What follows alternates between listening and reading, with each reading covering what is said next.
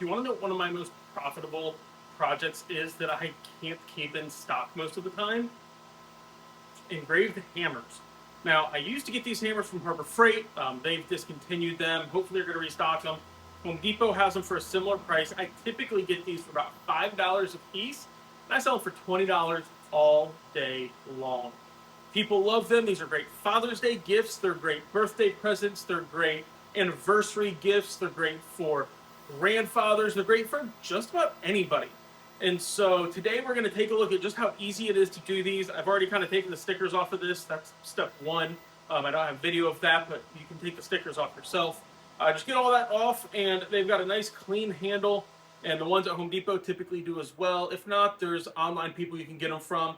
They're more expensive, though they are nicer. MakerFlow has a really nice kit that I can't wait to get my hands on. There will be a link to the MakerFlow kit down below. But let's get these into the xTool P3 behind me and get it engraved. If you don't have a P3 like I do, I've used the F1, the F1 Ultra, the S1. I've used a number of other lasers for it. My 80-watt CO2 Mon port, you name it, you can engrave these. If it can engrave wood, it'll do great on this. Just using the P3 behind me because it is my primary laser. But let's go over and see just how easy it is to design and engrave one of these hammers and make $15 profit like that. Okay, so once I put the hammer in, I open up xTool Studio and I let the camera scan it. But I do want to go through and do the close-up scan so that way I can make sure everything is aligned properly. And now I'm just making sure everything looks good.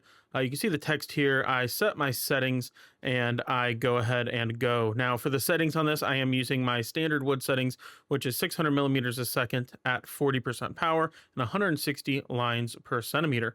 You can see that the engraving is coming out good, though there is a little bit of soot, and that is really easy to clean up, especially on these hammers, by using a melamine sponge. There's a link in the description to pick some up. So I wipe it down, then I come back and dry it off. Well, there you have it, folks. This is done. It took 2 minutes on the P3, and honestly, this is past Patrick. I've not done my voiceover yet.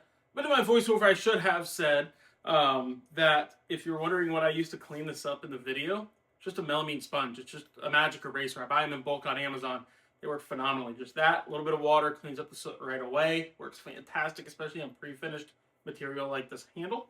So if you don't have any of those, link below. But yeah, pick some of those up. Yeah, this is ready to get packaged up, shipped to the customer.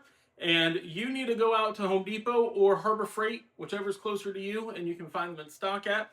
Pick up some of these hammers. If you don't want to go anywhere, head down to the link in the description below to MakerFlow. They've got an awesome kit that's got a hammer and a bunch of other stuff with it for about 10 bucks, 15 bucks, somewhere in that price range that you could sell for even more than I sell these for because it has so much more with it. But thank you guys so much for watching. If you like this video, be sure to give it a thumbs up. If you didn't like it, there's a button for that too.